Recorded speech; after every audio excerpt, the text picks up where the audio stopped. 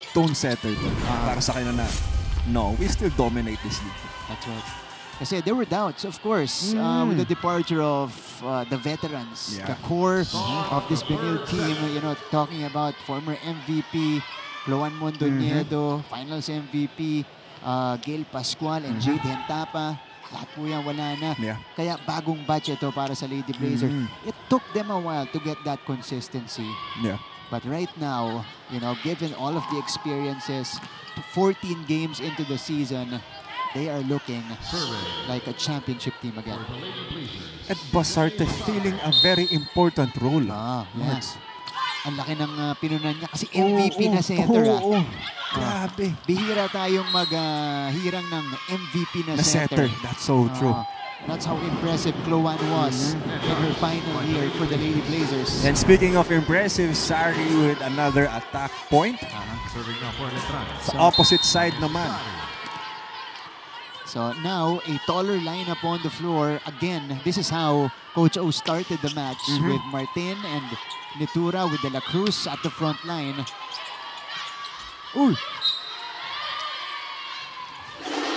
Sabi ng Letran, good daw. Okay. So a point for Benilde on that error. I think there's a net touch violation. Yung nakita ng first referee natin. Set up for Letran. They go to Judel who scores. Ito yung familiar Letran Lady Knights na kilala nating lahat. Judel Nitura sa opposite side, doing her thing. Checking it out. Puntos para kay Nitura. They need more of that. Kailangan mabuhay ni Nitura, ni Martin. The familiar names para sa side ng Letran Lady Knights. Hindi pwedeng si Sari lang asahan nila. Service ace. Mula dito kay Royce De La Cruz. May buenas pa dun sa net. The biggest lead Letran had for this match so far. 2-point advantage. They had this in the first set as well, but Benilde was able to make a run. But De La Cruz serving well. Ondangan with a power tip. Pancake save by Sari. Basarte.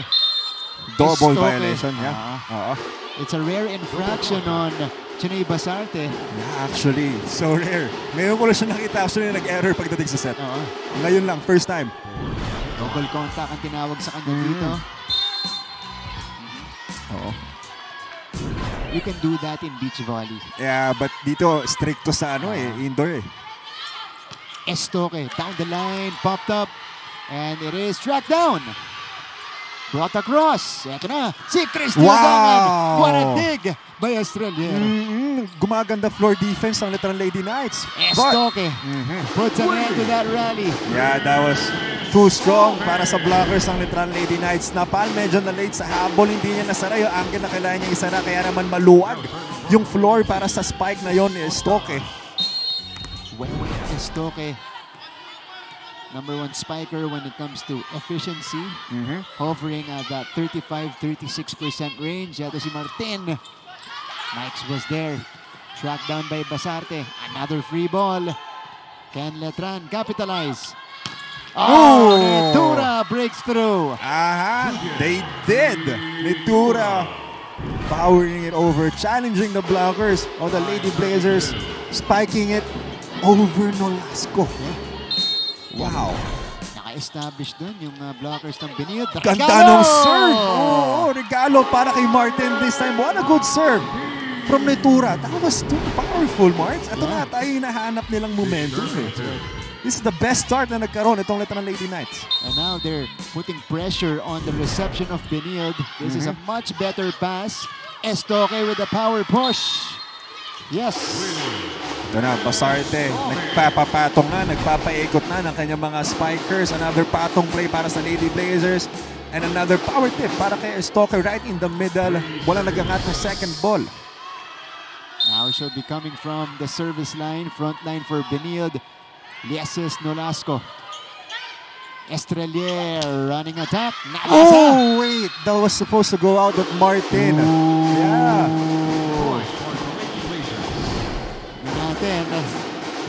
Napal, good running attack. Ganda nung approach. Yung flight ng bola, it was supposed to go out. Yeah. So instead, it's a couple of points for Benilde. Estrelier. Martin. Denied! Wow! Grabing block yun, kasing lakas ng palong binigay ni Martin. Yung block na bumalik galing kay Zam Nolasco that time. Zam Nolasco closing once again that cross-court angle, towering over the right hand. Kill block point. 11 points. 5 kill block points. 5 kill blocks, that's right. Wow.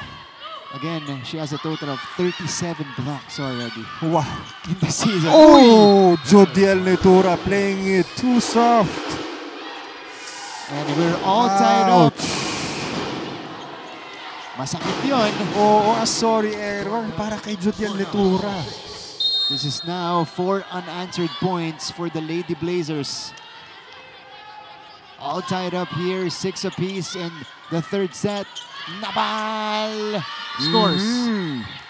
Napal making it work this time para sa Letran Lady Knights. Gandang drop ball nun. Iniiwas niya sa blockers. Going right. Facing left. Puntos para kay Napal. Okay. Can Letran maintain? That's been the question here. Yung kalamangan nila. So, Martin with a jump serve. Basarte. Lieses. Blockers were established. Oh!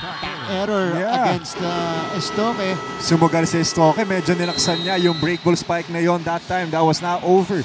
Okay, technical timeout muna tayo. Magbabalik po kami.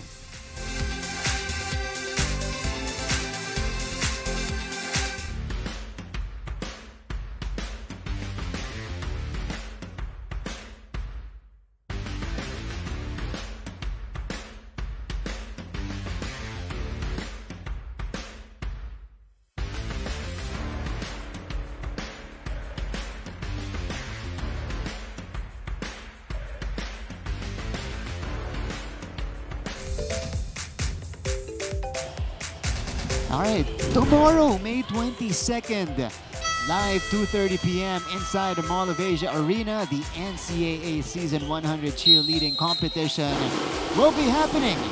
Sino kaya ang magwawagi? Makaka 6 feet kaya ang Arellano Lady Chiefs or Arellano Chief Squad o may ibang magkakampiyon ngayong taon? Abangan niyo po yan 2:30 p.m. Mall of Asia Arena or on your television screens via GTV. Oh, that's gonna be good. Panoorin niyo mga kapuso. Naku, ma-action yan. Exciting. Lumilipad-lipad.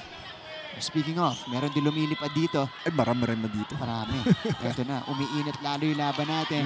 Letran versus Benilde. Letran making a bit of a statement here in the third set, but Benilde is just sticking around. Benilde, especially Zam Nolasco. That's her 6th kill block point sa kitna. Once again, proving how dominant she is pagdating sa net defense para sa Lady Blazers. Wow, 6 kill block points. At marami pa tayong lalaro dito. Oh. And again, the blocking. Sari scores right there. Good power para kay Sari that time. This time, going sa side ni Basarte naman. Kasi hindi na pwedeng challenge pa si Zam eh. It's either kill block point or block rebound yung nakukuha nila. This time, playing it smart, spiking it over kay Basarte. 9-7. Good serve. Yeah, that was a good serve. Done by Napal. Wow, services para kay Napal. This is a good response coming from the Lady Knights, re-establishing a 3-point advantage. At least they have room and breather para sa errors man or sa atake na ibibigay ng Blazers. Kasi kanina, nag-4-0 run itong Benilde. Napal. Better pass coming from Mikes. Nolasco. Her shot is deflected. Netura. Dug up by Lieses. Ito si Nolasco. Again, Nolasco sa gitna. Sari. Katigan tracks it down. Go. Oh! Outside. Oh yes, that's outside. And there's no check ball. Umami si Maika.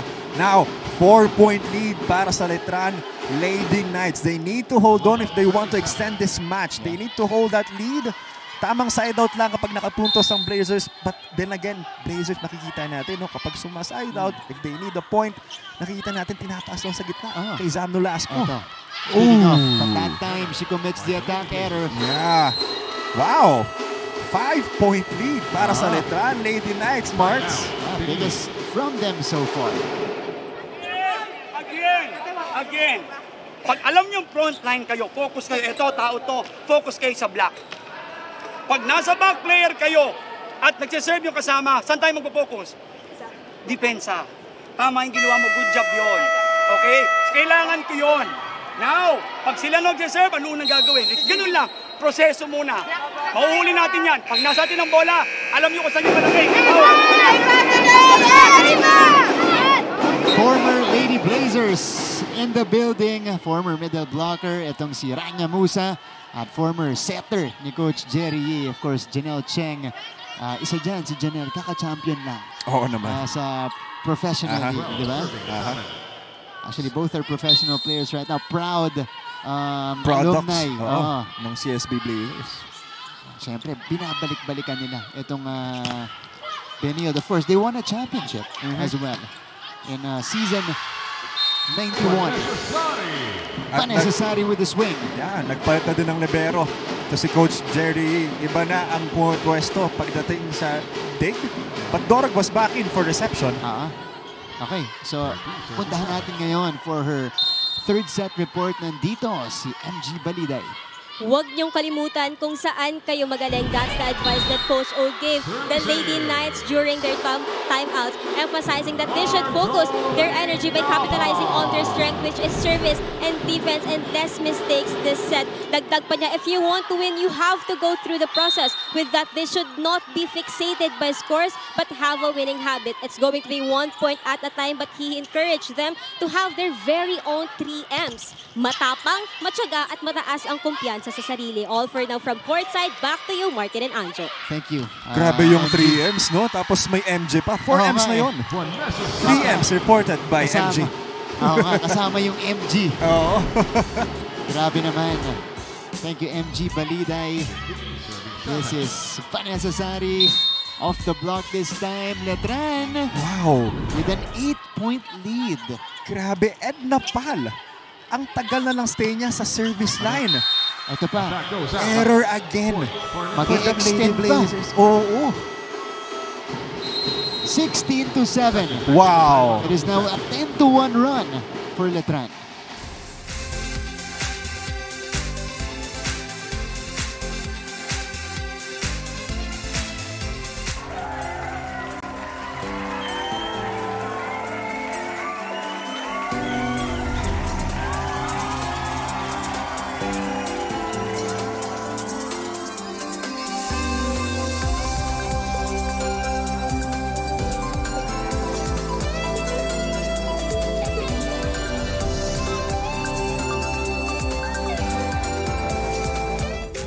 Welcome back to the coverage at para sa inyong kwentong totoo, kwentong kapuso.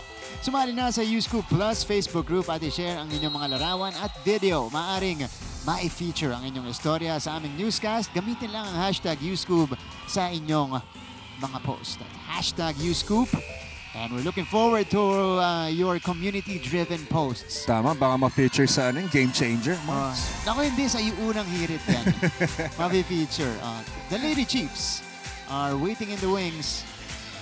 They'll face EAC later in our second game. Magandang laban din yun, mainit. Pero dito...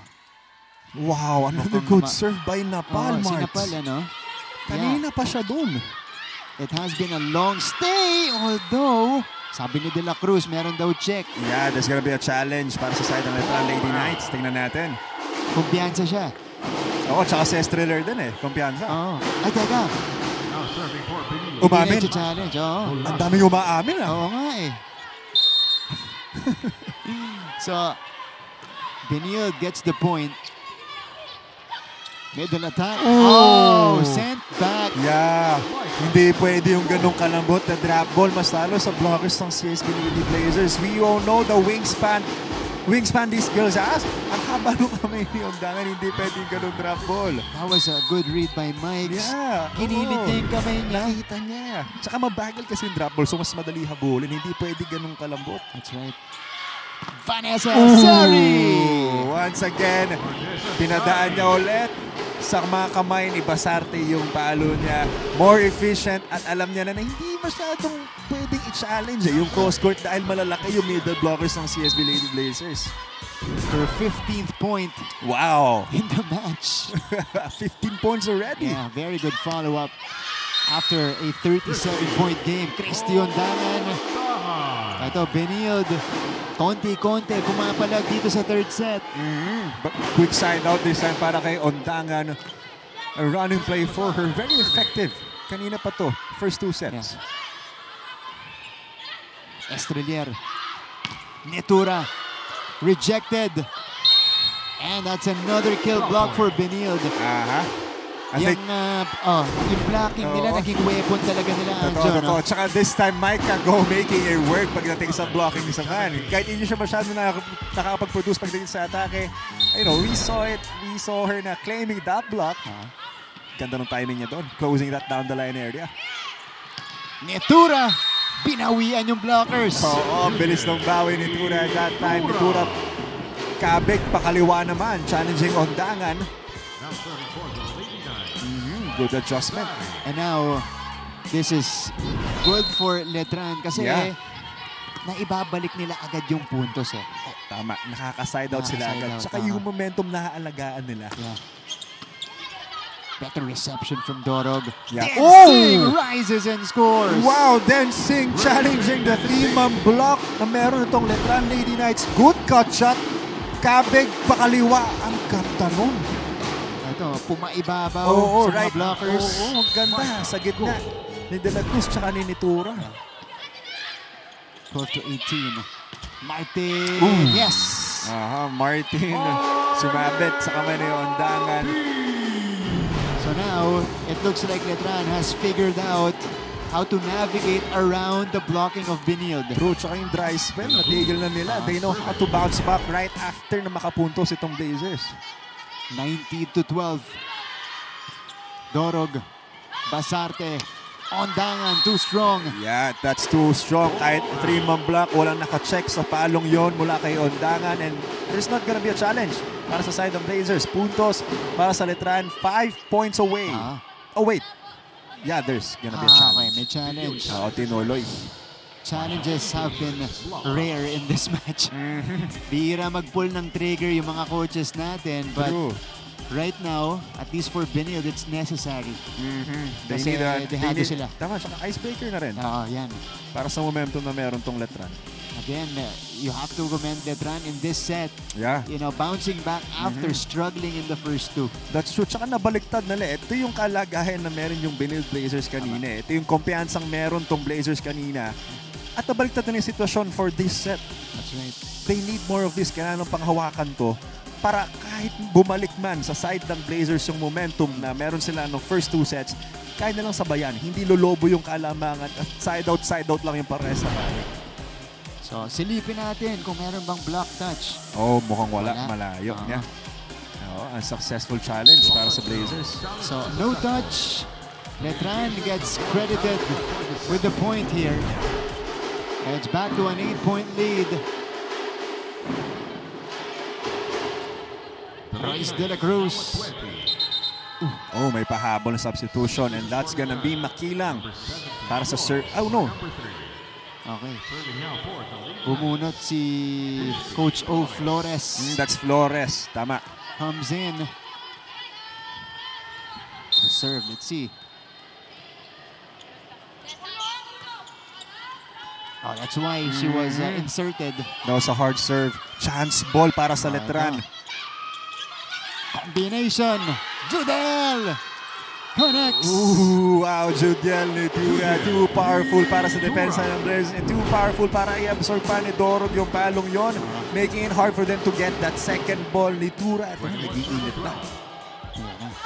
21 to 12. Letran is in the driver's seat here in the third set. Good serve.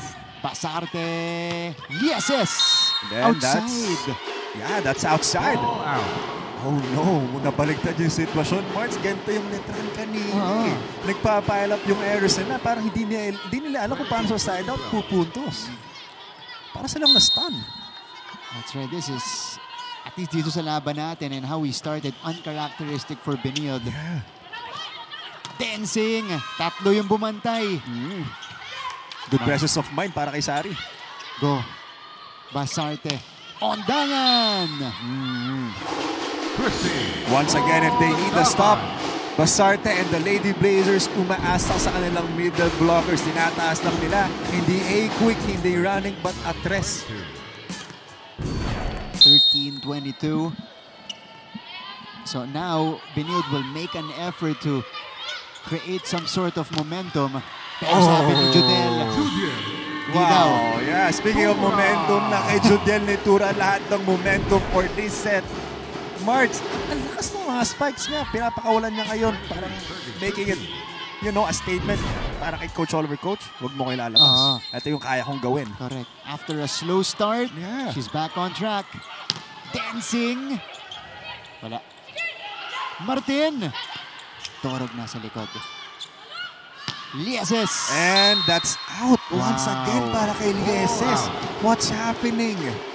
It's piling up for Benilde. Detran Yeah, the is at errors are set piling point. up. Yeah. Ooh, what happened? May So- bilang ihip ng hangin. Oo nga. Judiel. Dancing! Cross court. That Yeah. was a tight angle for Dancing. That's true. March, ngayon ko lang nakitang ginawa niya yung ganong ka-tight angle. Humarap siya mismo dun sa linya. Kung saan nakatayo si Coach Oliver, pinalo yung ball ng Derecho. Saktong-sakto sa linya. Gandang spike ng galing kay Dancing. That was beautiful. 14-24. Martin. Silva. Nitura popped up. Nolasco puts it down. Once again, towering over her blockers. If they need a stop, they just set it sa middle. Kanina pa yan.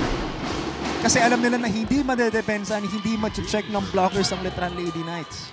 Watch out for Benilde kasi ibinabalik nila yung laro nila kanina. At yung momentum. Yung momentum. So, Letran will try to end that here. Deflected. This is Nolasco. Netura. Oh! Outside. Yeah. So, 3 set points saved by Benilde.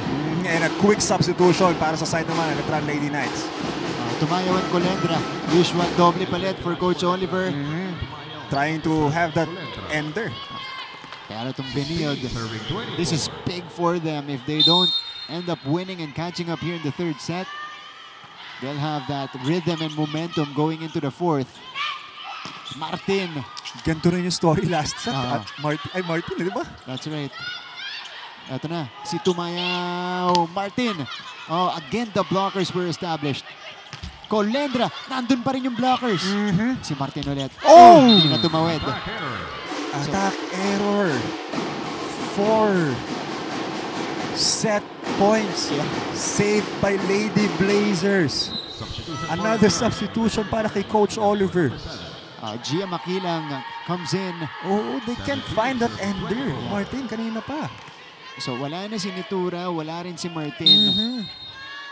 Colendra Same and lineup Makilang. nung second set, nung patapos na yung set. Yung nagdikit ng Yeah, konti. ito yun. Colendra gets the Yeah, check ball.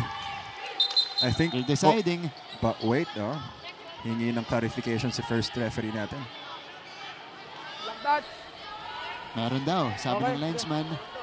Okay, that's a final verdict. Letran will get the point of a check ball.